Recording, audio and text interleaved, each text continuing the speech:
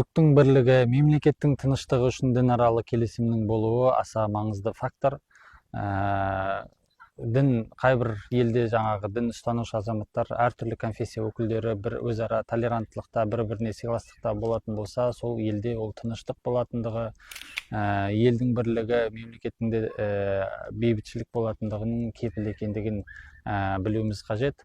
Сонымен қатар бұл жерде діннің де, дін ұстанушы азаматтардың да тыныштығы үшін мемлекеттің тыныштығы керек екендігін де біз білуіміз керек. Себебі егер қайбір елде тұрақтылық болмаса, тыныштық болмаса, бейбітшілік болмаса, ол жерде қандай да бір дінді ұстануда ол мүмкіндікте болмайды. Пайғамбарымыз саллаллаху алейхи вассалам оны бір хадистерінің бірінде "Мән асбаха амина фи сирбихи, муафан фи жасадихи, ва индаху қут яумихи, факааннама хизат лаху дуния би хазафириха" деген хадисі бар.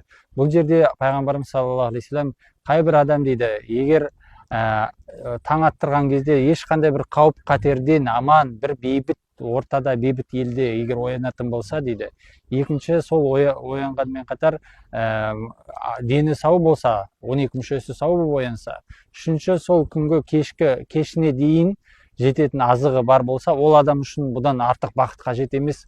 Оның бүкіл дүниенің, былай айтқан кезде, байлығы керек, бүкіл дүниенің игілігі оның қолында дейді.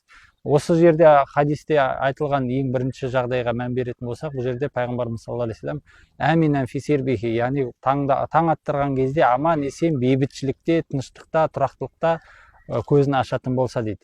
Сондықтан да жаңа айтқанымыздай, адамның білім алуы, дінді ұстануы да, ары қарай бүкіл отбасы құруы болсын, ісін, кәсібін жүргізу, кез келген өмірдегі жағдайлардың барлығы ол тыныштыққа, сол өзінің өмір сүретін ортасының тұрақтылығына, бейбітшілігіне тәуелді. Осыны ескергендіктен де пайғамбарымыз саллаллаху алейхи вассалам елдің бейбіт болуы, тыныш болуын осындай бір ерекше атап, оның бір үлкен нығмет екендігіне ескеріп айтқан.